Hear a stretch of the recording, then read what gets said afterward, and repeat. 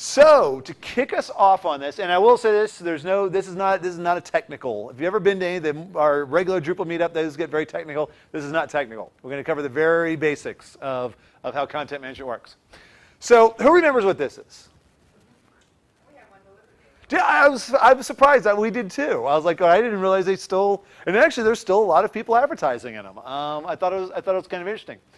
So a little bit of a thought experiment that if 10 years ago, let's say that 100,000, and we're going to kind of use this running example of a bicycle shop throughout the class, but let's say that there were 100 bicycle shops in the DFW area, and 100,000 bikes were sold out of the Yellow Pages, and all 100 bike stores got listed in the Yellow Pages. What's the average number of bikes you think each store would sell based on those numbers?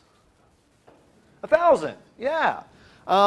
Because traditionally we see this normal distribution where the average is going to be here, and there'll be some that'll go maybe one way or the other. But so we see this occurring a lot in nature. So if we line people up and we say, what's the average height of different people, we're going to see some sort of distribution along these lines. But let's say that back in 2002, these same 100 bike shops all created websites. And now it's 10 years later, and the Yellow Pages isn't generating these sales anymore. Now the web is. So there's 100,000 bike sales coming from the website. What do we think the average number of bikes each website would sell would be? It'd vary. What do you think maybe it would look like? Uh-huh. Uh-huh. There's actually the math behind this problem actually goes back about 100 years when kind of the father of modern analytical economics, Valfredo Pareto. Anyone know what he's famous for? The Pareto Principle. Do you remember? And you remember what? There's a short version of it. So. Basically, it's the 80-20 rule is another way of saying it. So, and what's interesting is, so the way it's traditionally put is that you get 80% of the results from 20% of the effort. Interestingly enough, he did not create that rule. An economist in the 1930s named it after him because he did do other research that came up with an 80-20 rule. And primarily what he looked at is he looked at wealth distributions in Europe. And he was thinking that he was going to see sort of this normal distribution where the average person would have an average amount of revenue. And really what he found was that there's really this power law, that there was tons of people that were really very poor and only a few people that had exceeding amounts of wealth. And there's really not a whole lot of distribution, so it was skewed way to this side. And actually he went and became a communist because of it.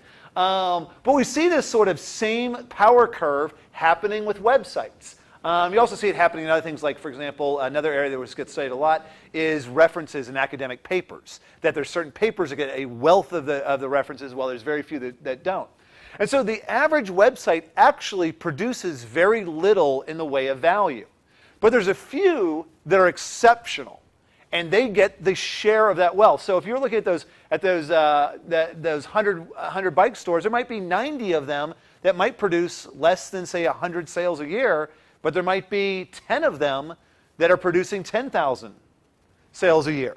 And so the question becomes, how do we move our website efforts from here over to here? And that's what this session's about. And really there's four main components. You need to have the right strategy. We also need to have, but a strategy, in order to execute properly, we're going to need the right tools. To do it. We're also going to need the right tactics. We're not going to get too much into tactics because it's very detail-oriented. But we're also going to talk about process. And so it's not just that we have a great strategy and we have tools. We've got to have a great process to make sure we're getting the most out of the tools. So primarily what we're going to be looking at in this session is strategy, tools, and processes that leading websites are using to be highly successful. So in our first session, we're going to look at kind of an intro into the concept of results-oriented websites. We're going to look at value-driven project management and strategy. So primarily covering these two in the first session. In the next session, we're going to look at content management, and particularly the tools. In the third and last session, we're going to actually look at the marketing side. And primarily we're going to look at some search engine optimization, and we're going to cover some of social media. There's a lot of different marketing options out there, but these are the two really powerful ones that are important for everyone to know. So getting down to vision, the root problem of why most websites don't produce results is the way people approach their website. Most people approach a website a lot like how they approach buying a car. And they say, okay, well, I want to have this feature and I want to have this feature, and these are the things that I need. And it might be that they have the budget to buy a $2,000 clunker, or they might be able to buy a Lexus. But really, none of those types of websites really perform in the right way because people are just saying, this is what I would want. In reality, there's this competition that's going on every day among all these different websites to get eyeballs, to get traffic, to get new customers, to get champions, to make sales. And we've got to build websites that go out and win races. And while a Lexus is a fantastic car, and you might look great driving around town, it's not going to go out and win any races. And so this is kind of the primary vision piece, that we need something that's not about the features that we want, but something that's going to go out there and best the competition. There's 7 things, and there's sort of a sequence of five things and then 2 other process things that all great websites do extremely well. The first one is their audience. It's amazing how many people come to us and they just want a website and they have no idea who their audience is or how they're going to get it. So great websites have well-defined who their audience is and are excellent at attracting them. Once they've got, and most of the time it could be to a website, but it also could be some of their social media footprint or other properties they might have online, they're excellent at engaging them. So it's not just about being some sort of passive experience. They're actually getting to do something active. And the main reason we're doing this is because we're trying to build brands. And here what's important is a lot of people, when you hear the word brand, they think, oh, logos, or they think jingles, or they think taglines. Brand, here, what we mean is it's what people think about you. And so through engagement, we can create these lasting impressions, and hopefully they're positive lasting impressions. The next step is conversion. So it's great to be remembered, it's great to stick out in the crowd, but in reality, we need to move people from just knowing who we are into doing something that we as an organization consider valuable. And then the last step is that we need to be excellent at once we have champions or once we have customers. And when I'm talking about a website, I'm not just talking about maybe a business website where you're actually trying to sell or maybe just trying to generate leads. This could be a church website where you're trying to get people, to come to worship on Sundays. Or it might be a political website where you're trying to get people to vote or volunteer, or a nonprofit. And really these principles will work for all these different types of websites. And so one of the last steps is they're excellent at retention. And you've probably heard everyone quotes it a little bit differently, but in general, it's roughly about 5 times less expensive, or requires 5 times less effort to sell to an existing customer than to get a new customer. And so that's why your retention is so important. And so these are the 5 steps that great websites walk through. There's 2 other things that great websites do. One, they look at ways to build better processes using web technologies. And actually, this is my background. I got started in the web because I was involved in customer service automation. Started in the 90s doing voice response. And so it was like you called up your bank and you wanted to get your bank account information and so forth. And then because we knew how to connect technology to mainframes and so forth, we got into websites. And so what's interesting is there's a lot of people that never even think about what are ways we can get our team collaborating, or are there ways that we can do customer service cheaper? Are there any processes that we can streamline? And so you can use the technology to do those kinds of things. And then the last thing that all great companies are doing is they're continually driving innovation. They're continually finding new ways, new angles to be better than the competition. The challenge with this is typically, this is a very expensive process. The cool part, though, is with being smart, there's ways that we can work smarter, not necessarily more expensive, to get some of these effects working for us. And that's why I kind of want to show you guys how we do that. So I like to talk about the new management. The old management has anyone ever written the book Driven by any chance? It's kind of an interesting book. And it's a little bit about like sort of the old sort of stick, like punishing people management versus the carrot management. A little bit of a digression. But the new management, old management really was about control. That top managers, they knew how to do stuff, and they were trying to control all the people below them. And it was all about coming up with these rigid systems. The new management is really simple, is best said in just a simple statement. Do only what provides the most value. Now what's interesting is most people would look at that and go, well, duh, that makes a lot of sense. But the interesting thing is when you look at business, rarely do you see people actually acting this way. And the challenge is that we've got these old parts of our brain. Our brains are actually made up of 3 different parts. There's a reptilian part, there's a mammalian part, and there's a neocortex, the most modern part. And the problem is that the old parts of our brain make us fall into those old style of management. First, there's a reptilian part that wants a predictable world. And so we want to create all these predictable frameworks around things, which worked great back when the world was predictable. But it actually is a hindrance when we have all this chaos, and we need to learn how to innovate very quickly around a bunch of uncertainty. Then we've got the mammalian brain, which attaches all of these emotions to different things. And a lot of times we need to separate from the emotions, these sort of like buying the car, that I have to have this feature, I have to have these things. Do you really? What benefit's going to come from them? Is it really something that's going to provide the most value? And so how do we go about doing this? Well, the first step is we need to identify and prioritize all of the top opportunities. We need to execute for optimal returns. And this is kind of an interesting one, is that my mom was very much a perfectionist when I was growing up. And I always thought perfection was the right way to do things. And in reality, perfection is very rarely, now if you're planning a wedding, which is what was the business she was in, then you pretty much need perfection. But rarely in other parts of business is perfection really the optimal point. In general, we're trying to follow this Pareto Principle. Let's figure out let's do the 20% that we need to get to 80% of the results. And then later, we might want to come back and iterate over this and make it more detailed and get to a bigger part of it. But so we're always trying to figure out what's that perfect sweet spot in that curve. Always be looking to eliminate waste. Now what's interesting is if we do these 3 things, Edward Deming would love us. This is what really revolutionized Japan in the 70s and 80s. And really is a concept called Kaizen, which is all about continual improvement, which is slightly different than continual innovation because it's missing one thing. And that's the innovation part.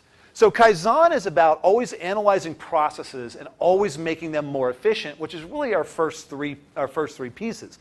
And that was excellent, but if anyone ever noticed that really, it was kind of amazing when you look at what Japan did. And it's amazing that as an American who came up with these concepts, and American car companies kind of rejected it, and he went off to Japan to do all this stuff. But then starting in the late 90s, Japan started to go a little bit sideways with their economy. And in fact, I forget what it's called, but pretty much most of the late 90s into the 2000s have gone sideways. There's some famous companies that at one time were excellent that have really kind of fallen to second rate, such as Sony. And a lot of that has to do with because they've stopped innovating. Apple is out innovating Sony where it didn't used to be that way. Sony created the Walkman. Sony created a lot of different things. Now Apple's out innovating. And so while these first 3 are important, this is the one that really separates companies in the 21st century. So let's take a look at how a typical web project is developed. And actually, a typical web project is developed the same way we sent men to the moon. NASA actually came up with the traditional theory of how projects are managed. So typically it starts off that someone sits down and says, these are the things I would like to see in my website. So in the example that we're using, Kate owns this company, Results Bikes, and so she might sit down and say, well, I need to have a place to show what bikes there is that we sell. We also rent bikes, so I need to show what bikes we can rent. It'd be nice maybe if people could actually rent them on the website. I want to show what services we have, and maybe we need a category. And so, a lot of times this might only be a half page of bullet points. Then the product owner or the stakeholder, shareholder, goes to a web development team of some sort. Could be internal, could be an external team. They say, okay, we've got to flesh this out a little bit more, and they go into requirements gathering. And when they're done, they'll probably come back with some sort of high-level requirements, and it might be 5 to 10 pages, generally still as bullet points. We just need some rough definitions here. Because the next step, we're going to actually get into designing our application. Now, when I say design here, I'm not necessarily talking about creative design. I'm talking about design of, it comes more from the software side of things. And so one of the things that we'll probably do is we'll go and we'll create wireframes. We'll create sort of these simple pictures. And there's some great software for doing this kind of stuff, like Balsamic on the Mac. But there's people sometimes just do it in PowerPoint or just do it in whatever they have available to them. But they're just going to create these drawings. Some people just draw them on cards and draw them on a piece of paper. For really technical projects, we might actually dig down into functional specs. And functional specs are where we're mapping out things like what are all the database, what's our database structure is going to look like. If you're doing object-oriented programming, you might be mapping out what are all the objects we're going to use and all these different relationships. Once all of this is done, everyone kind of, we bring the group together, the product owner, the team that's put all these requirements together says, is this what you want? And the product owner says, yes, that's what I want, signs off on it. And now it's handed over to the team, and the team goes off for 3 months, 6 months, could be longer, and they start building. And so in development, they're doing creative design, we're doing content, we might be doing various different types of programming. As we get towards the end, the development team will generally do some sort of low-level testing, generally make sure certain functionality is existing, and then they're going to hand it back to the client, and the client does user acceptance testing. And then once everything's okay, we launch the website and we go into this maintenance mode. So I just wanted to keep in the back of our head what the traditional approach is. Sure.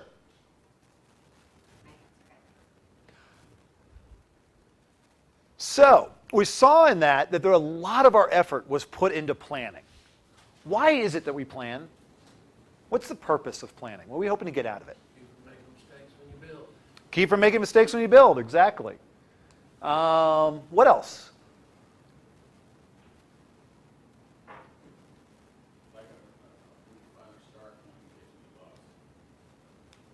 Find a start point in case we get lost? Uh-huh. Huh. Well, and that's an important, it's an important part, although I'd say that's a little bit more probably project management. I was talking about more the upfront planning. That you want to correct for, if you're going off track. But, and you're right, you've got to have that definition of what is the right thing that we're building, that you're doing in upfront planning. What are some of the other things that we do in upfront planning? Have you been doing a little bit of that recently? Yes. Roadmap, exactly. Roadmap. So, and typically there's two main kind of roadmaps. Generally you have sort of what is the project going to be and milestones and sort of whether the timeline's going to be. Or the Gantt charts. Anyone got any other reasons we do planning up front? Yep. We got to come up with a budget. Yeah. What's interesting is that I've asked this question at probably now maybe 30 different conferences. And the responses, and actually the first time I ever asked this, the answers I got back surprised me a little bit, but they're very similar to what I got here. And they're around these two areas. We need to understand what it is the stakeholder wants. The person who's sponsoring this project, we need to understand what it is they want. And then we've got to try to create a budget, scope, and timeline around it. What's interesting is that my background is really on the usability side. And so I'd say, well, the reason we do upfront planning is so we understand what the end users want. In fact, what was cool is that back in the 90s, we got these giant budgets for stuff, and we could actually build prototypes. And we can go and test them with users and videotape and do all that kind of cool stuff. And so, I'd say that one of the big things that we want to do with upfront design is we want to figure out what's going to make, and when I say the word utility, that's just an economics term meaning satisfaction. So this is making the end user, people actually going to be working with the software, this website, what makes them happy. And then really there's another component, what's going to produce returns for the organization? What's going to help them sell more? What's going to help them reduce costs? And what's going to help them build goodwill, i.e. helps them sell down the road? Well, typical websites spend their time planning up here. Results-oriented websites spend the bulk of their time down here. And the thing is that, so there's a fifth outcome. If you're not producing these 4 things. And the 5th outcome is waste. So if you're not providing value in one of these areas, we're creating waste. So in the 90s, we used to use this process called big design up front. It's still used. But typically it's only, well, even back then, it was only used really on 7-figure and up projects. And we would spend 6 months, 6 figures. Now, it wasn't just us. We normally come in just for the usability part. There would normally be someone like a Capgemini or someone like that that was actually managing the project and gathering the bulk of the requirements. We normally just deal with the UI side. But you had herd all these people into these big meetings. And a lot of them got pretty Dilbert-esque, but I'll tell you what. It was very expensive. It produced a lot of waste in sort of some Dilbert-esque episodes. But we normally define the project pretty darn well. And we had volumes of documents saying what this thing should be. And if we could talk the client into it, we're getting some money spent on user experience. We get to interview bring some people in, maybe build some prototype sites. The problem was, of course, once we hit the recession in 2001, around that time period, people didn't want to spend 6 months planning their website anymore. And so we thought, let's pioneer a process that's a slimmed down version of that, because there's a lot of stuff we don't have to be doing. And so we worked on coming up with something called the mid-design up front. And what's interesting is a lot of people in the web world, when they talk big design up front, this is really what they're talking about. And so this process would be about 6 weeks. Might be somewhere in the $15,000 to $30,000 range. And the challenge, though, here is that we pretty much had to spend all of our time understanding what the stakeholder wanted, what the timelines and budgets were. And it was nice because it didn't have a whole lot of waste, but it also didn't do a whole lot. We couldn't spend a whole lot of time on user experience other than the heuristics of the team and what they knew. So anyone want to venture a guess? I got to change the way this slide works. So I'm supposed to say, anyone want to venture a guess at how successful all this planning is? But it's already up there. So this is the giant irony of it, is we spend all this time planning, and we're really not any good at it. Myself and the whole industry. And so, there's a survey that's been conducted called the Chaos Report. I think the first one was in 92 or 94, and they surveyed a bunch of companies, and these are going to be general IT projects. So they're going to be, in the old days, they weren't as much website projects, but now a good portion are website projects. And they said, of your projects, how many of them came in on time, on budget, and on scope, or for the original scope? And what they found was in the last survey in 2009 is that only 1 in 3 actually met the originally promised budget, scope, and requirements. On average, the average project goes over budget by 45%, takes nearly 2/3 as longer than originally promised, and is missing 1/3 of the original requirements.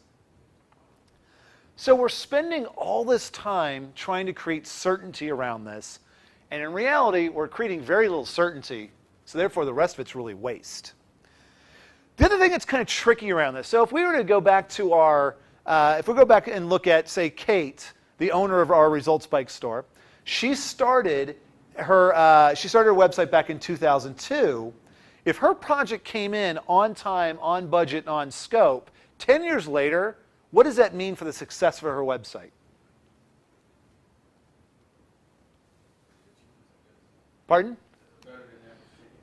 Does it mean she's selling more? She gets more traffic to her website? It might, but it probably doesn't. I mean, it could, because, hopefully you didn't overspend, but what if, for example, the reason it came in on time, on budget, and on scope is because it was padded pretty well. And it actually cost her more, but there's certainty. In general, this level of certainty has very little impact on the actual results that the project creates down the road. It's just really, do we understand the box that we're putting this thing in so we can give it to the bean counters before we get started? There's one other challenge with the traditional approach. And so we talked about it. The traditional approach in the beginning, it's blue sky. So Kate comes in and says, hey, I want to have a website. And her web team says, well, you can have whatever you want. What is it you want? And she kind of throws out a few different ideas. They say, okay, great. Let's sign a contract. And again, this works the same way a lot of internal companies. They sort of sign contracts and run cost centers internally. And so the contract is here. And that suddenly what's happened is that Kate's now signed up, says, I want it to be this. and she's lost several degrees of freedom because in the beginning it was blue sky, now there's some requirements. And they say, okay, well now we're going to go do some wireframing, we're going to go architect this site. And it goes a little bit further along and says, all right, now sign off on this architecture before we go into creative design. And we go down one more step. So we're limiting the degrees of freedom, all the time trying to figure out what this project should be. But my question is, when does Kate best know what her site should have, what the features should be? Exactly, over here. The challenge is we've created this inverse relationship where here's where she has the most freedom to innovate, but knows the least of what she really needs. And this happens, I've seen this happen, we've been doing web development for 13 years, and I see this happen on probably a good half of the projects, where you get to about here, and the client starts to see some things, and go, oh, that's not what I thought that was going to do. And, oh, I thought that was going to be kind of different than that. Oh, and I thought this was going to, I thought that one button was going to open up Facebook and go do this, and we kind of go, oh, wow, we thought that was going to do that. And one of two things happens. Either one, with the traditional approach, you can go back to the specs and go, oh, no. Here's where you signed off on. Look at page 238 of the wireframes. And here's where you signed off on. That's what it's going to do. Or you go, oh, wow, we didn't catch that requirement. And so, and then you're like, oh, well, what do we do now? And so the challenge is that by creating this certainty, in the end, we find out that really it creates less value. Because in the beginning, you thought you were going to get all this stuff, and you're all excited about it. But as it goes along, you realize, oh, I'm not as excited about that as I thought I would be. Sort of like when you get some food at a restaurant, it's not quite the way you thought it was going to taste, but you had to make a decision on what was written on the menu. Now, of course, agencies have a way of fixing this. We call them change orders. So you want to get back to the original value you thought you were going to, and you want to do something different? Sure, give us more money, and we can make that happen. Give us more hours. And so the tricky part was back around 2007, we were running into this issue. That whenever clients would hit that point and go, that's not what I thought my website would do. I thought this would act differently or that would act differently. And some of the times we had that captured in the specs, sometimes we didn't. And I said, well, we've got a problem that we've got to do more spec work. We've got to dig deeper. This mid-weight design's not working. And so I wanted to go back and study the way we did big design up front, doing longer, more expensive processes to make sure we capture all requirements. Anyone think of a different way we could go with this? Instead of doing more requirements gathering. Gather fewer requirements. The crazy ironic thing, I still kind of blows me away this day, is I was reading, so I worked primarily in a process called UML, which is a technical like specking system that goes from, well, I won't bore you too much with it, but there's a whole lot of different documents that go to it. And I was reading the book. There's the guy he's written all the books. He's how we learned it all, a guy named Martin Fowler. And I was reading the third version of the book that I learned all this stuff from back in the 90s. And he actually said, if you want, this book is not about project management, but if you want your project to succeed, use an agile process. And I actually read a little bit about agile process, in particular one called extreme programming.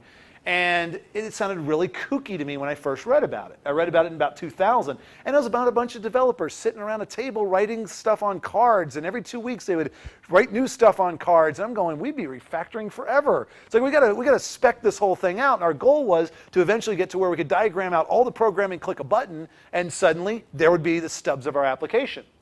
But here was this guy saying, we want to go the other way. Let's plan less.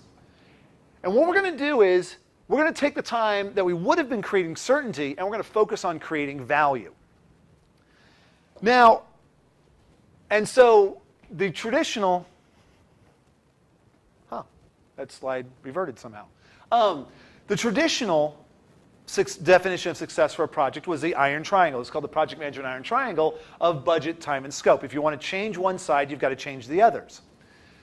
This new way of thinking said that these constraints of time, budget, and scope are here under constraints, but we really want to focus on how much value and quality can we deliver, not can we do it on scope, on time, on budget. In fact, what we're going to spend our time doing is figuring out, are we building the right thing, and can we come up with any better ideas? In fact, it's interesting that a lot of people still define project success as it came in on time, on budget, and whatever. I said, well, did it match the original specs? And they'll say, well, yeah, of course, that's what the definition is over here. I go, I think a failed project is anytime you don't come up with better ideas as the project goes along. Like, you spent all that time building the project and you didn't come up with better ideas? And of course, sometimes they do, and this when the change orders come in. So, really it was a shift in process. Oh, I somehow must not have saved. I've got some. So what's interesting is I'm actually a chemical engineer by education. And in our process control, and I should have known this, but in our process control class, you learn there's two ways to control processes. There's predictive controllers and there's adaptive controllers. And pretty much the whole bulk of traditional web project management is all about predictive controlling. We're trying to figure out what this process is going to be and plan it all up front. The problem is that only works if you've got a predictable environment. As Robert can tell you, if you've got a whole bunch of humans that want to discuss things and come up with new ideas and read new things online, you suddenly do not have a very predictive environment. And so we need to change over to another type of process control, adaptive or what's called empirical control. And a great way to kind of illustrate how this works is a shower. If many of you, well, most people would not actually do this, but you'd only do it if you knew a certain type of shower. Walk up to a shower, turn on the hot water, turn on the cold water, give it a couple of minutes, and step in. And that's a predictive process. You say, you know what, I understand these controls. I understand how this whole thing works. I'm going to put the water in the right amount, and I'm just going to step in. A empirical approach, you say, all right, well, I'm going to go and make a guess on what I think the best thing is, give it a couple of minutes, and then I'm going to sample the water. Oh, that's too hot. Well, I'm going to go and change the knob. That's an empirical control. In other words, we've got this feedback loop that we're measuring the effects after it happens and how do we need to change things. And so the three things that are critical to pulling off an empirical control process is A, transparency. Our team can't go away for 6 months and we can't know what they're doing. We have to know what they're doing. We have to inspect. So we have, A, we've got to be able to inspect them, but B, we've got to inspect where the project is on a regular basis. Typically, it's done every 1 to 4 weeks. And then, based on the information we get from our inspection, we need to adapt the process. And so this is actually a much more efficient control process if you have something that is a chaotic process and hard to control. Another simple way of looking at this is if you look at the traditional process is actually called waterfall typically, is that an agile process, you're going through the same steps, but instead of focusing on building the entire thing in 6 months, you're focused on building just components of it every 2 weeks so that we can inspect and adapt over it. So this is a diagram of, so Agile, I say, is a set of principles. It's also a set of values. It's not a process in and of itself. There are several processes that are out there that follow this. Extreme programming, or XP, is one of them. A project management process has become extremely popular. There's one called Scrum. It's actually what Salesforce uses. Google uses it. Amazon uses it. Microsoft has written several books on it. And so pretty much it's what all the game shops use. And so it's become this extremely popular, agile, compliant project management framework. And this is really all there's to it. In the beginning, you start with what are these things that we want to build? And you just create this wish list. You start throwing ideas out. And then you create a backlog. And a backlog is simply, okay, what is the most important thing we want to build? That goes to the top. What's the second most important thing? That goes next. And you create this backlog going down, and you might have 2 to 3 months worth of work sitting on this backlog. The rest of everything else might sit in this wish list. Then what happens is you've got a team that's working on the project. They know roughly how much work they can get done in what's called a sprint. We're going to work in these short cycles. Most companies, you generally go 1 to 4 weeks. Most companies, 2 weeks works pretty well that we found. They're all a little bit different.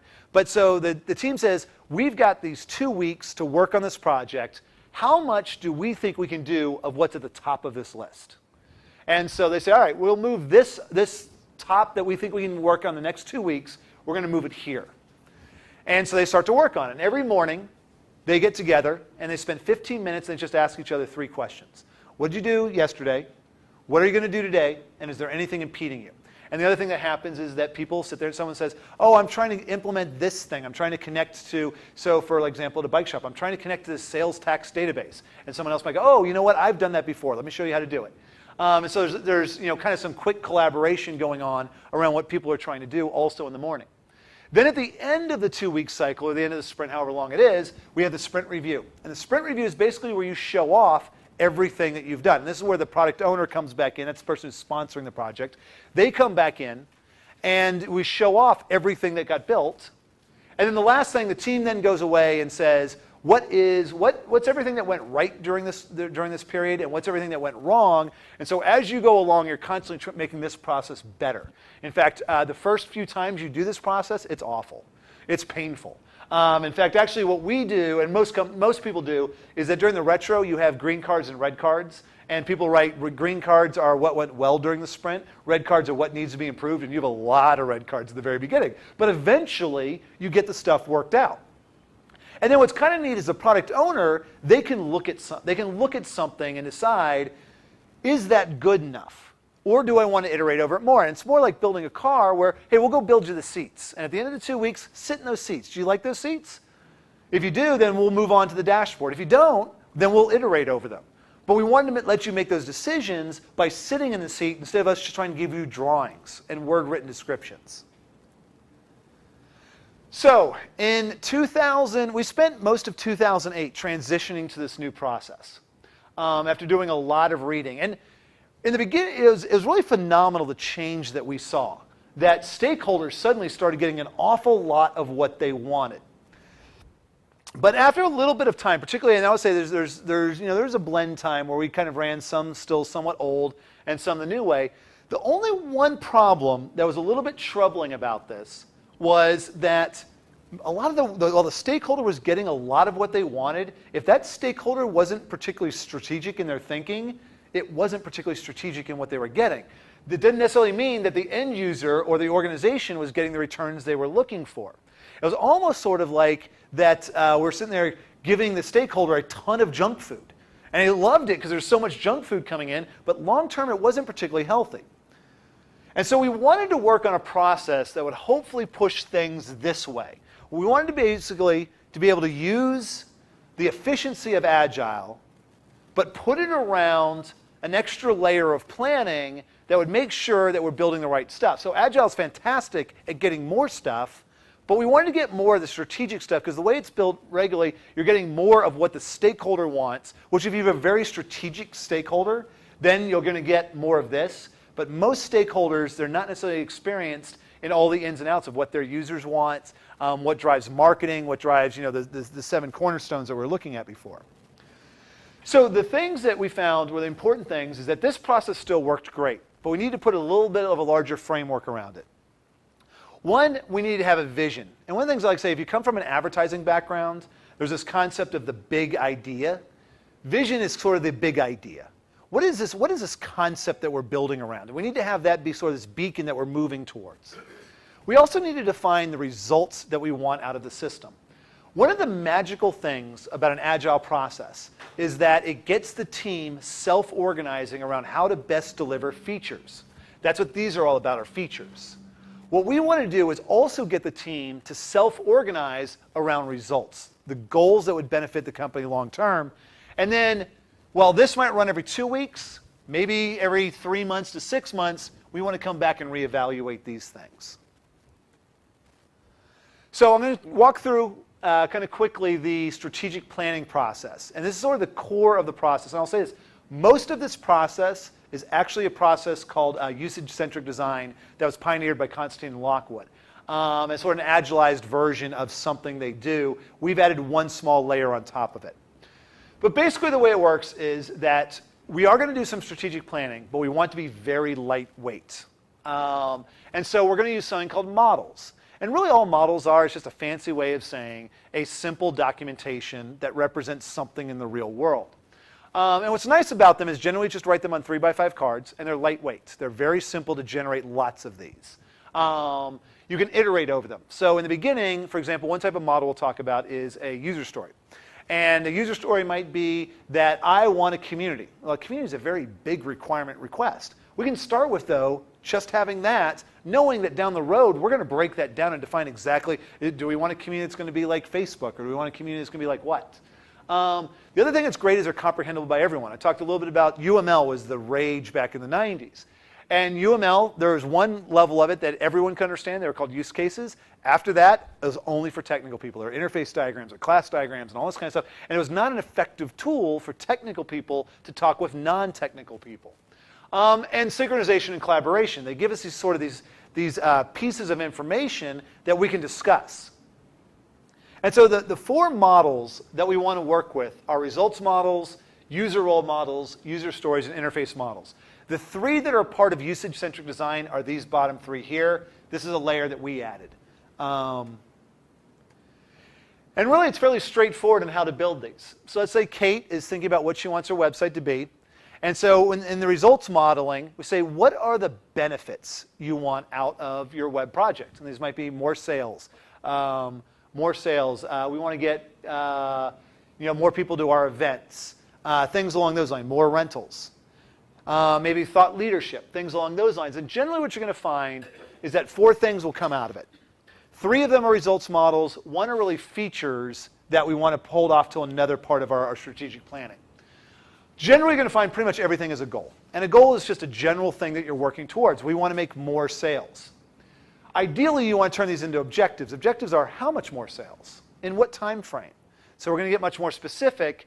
And then valued events, these are more every time a sale happens, how much is that worth? And so the general process is once you've got these goals, you want to turn them into objectives by the acronym SMART, specific, measurable, attainable, realistic, and time measured. And then you want to create valued events around them. And so this is a typical example. If we got the goal of increasing bike sales, every time there's a bike sale, how much is it worth? And how much, what are your goals? What are your objectives? How much are you looking to increase and in what time frame? Prioritize them. We need to understand which ones are your top priorities, secondary, tertiary. The next step is defining your users.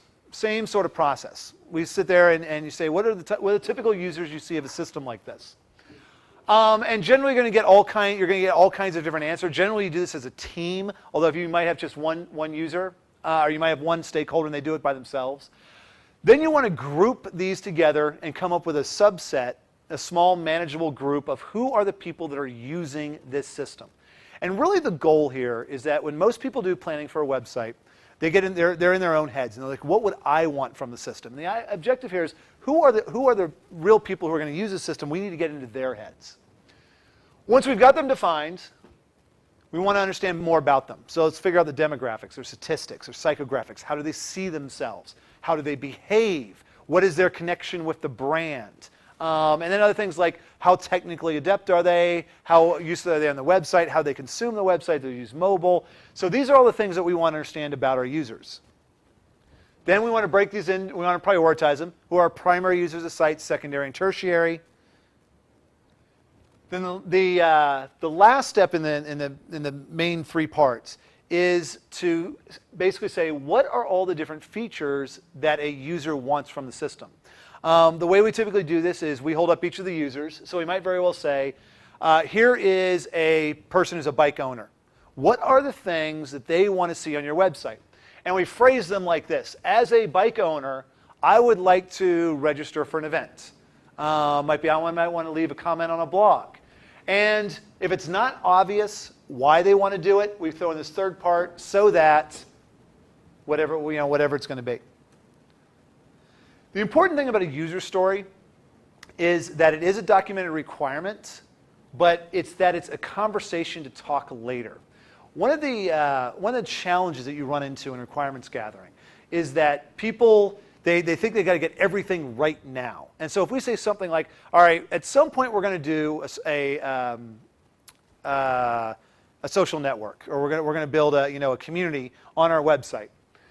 And then people want to start breaking that apart. We're not going to do that for a year.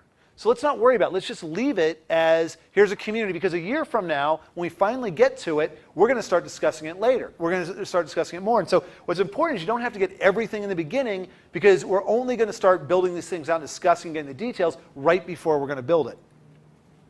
And so this might be a typical example of the user, a bike enthusiast. What are some of the things that they want to build? What do they want to build out of the system?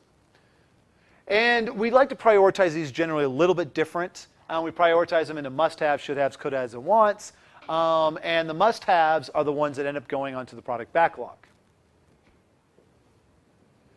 Interface models, I'm not going to get too much into this. The most common version of this is wireframes. Most people, if you've worked on a website, you've probably seen wireframes. But realize that interface diagrams is perfectly acceptable to just draw on a 3x5 card and just draw one particular component. So the strategic planning in an Agile process is different. I kind of mentioned that we don't want to detail out everything because we don't want to build up this inventory of requirements that we may or may not build, but it might be a ways down the road. And it's actually the same idea, is that we don't want it, just like in lean manufacturing, you don't want to build up these inventories of things that you're not going to need for a while. We're doing the same thing, but we're doing a strategy. In fact, just as in lean in manufacturing, you talk about just-in-time inventory, in Agile, we're talking about just-in-time strategy. And so some of the things that are most important around this concept is make decisions when you have the most data. Make decisions around working, and again, most Agile is written around software, but make around working website components or working software, not paper prototypes. Minimize the amount of work not done. This again goes into let's not plan things that may or may not be built. Everyone thinks things are going to get built, but it's amazing when you go down this process. There's a lot of times things that people thought they had to have.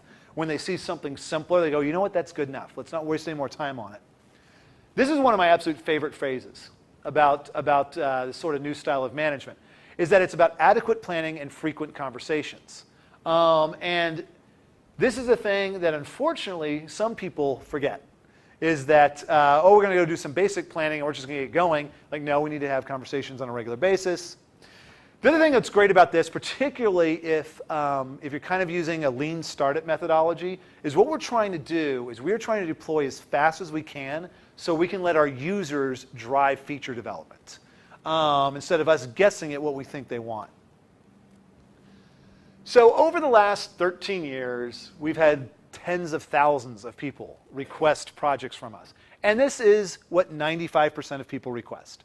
They either request that we want to build a website, and we want to do this project, and we want this website to last us 3 years, 5 years, whatever it's going to be. And there's generally really no emphasis on marketing. It's just, hey, we're going to build it, and we're not really thinking about people coming to it. Or you've got the people that say, well, we want to do online marketing, but we don't really want to do anything around the website. It's sort of like we want to market to an antiquated website. I've lost some of my transitions here.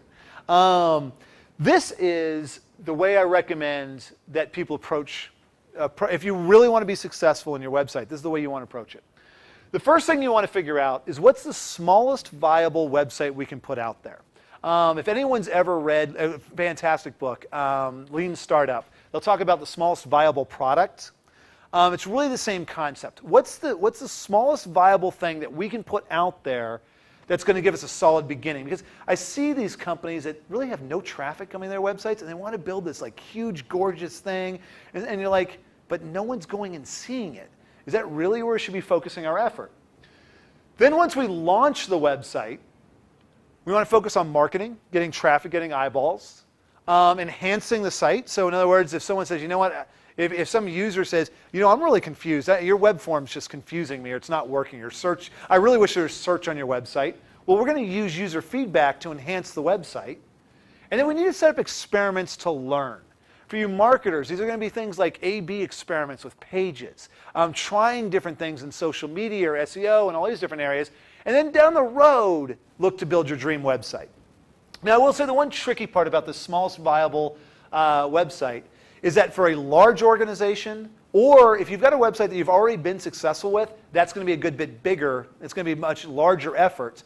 But mainly what I'm looking for here is that if you're a smaller organization, you don't have lots of traffic, you're going to be much better off building a very basic website. Don't do a custom theme. Use a template. Don't try to do all these customized functionality. Use a lot of stock functionality that exists in your system. Work with that. Focus on marketing. And then when you've got traffic, go to build your bigger website. So as a quick summary, Don't obsess over certainty. You'll get a lot more done. Software is for end users. Get out of your head and into theirs. Drive continuous innovation. This means that we have to experiment, constantly experiment, measure, and learn. And then be focused on benefits, not features. Don't get caught up in what shade red something is, or left navigation versus right navigation, and all these different areas, particularly if you don't have a whole lot of traffic. There are reasons to get caught up into some of those things. But what really ultimately is, if we get the effect we wanted, it's amazing how many conversations I've been in where people will argue back and forth about this is the right way to do it, this is the best way to do that. And then when you launch it, you see no change in there in people submitting forms and stuff like that. Now sometimes there are, and those are important. But let's focus on the benefits and not the features.